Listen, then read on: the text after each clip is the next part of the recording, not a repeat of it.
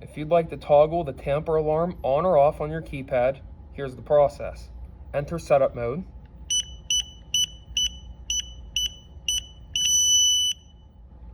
And then you're going to hit the star key and number 6. It's going to flash red.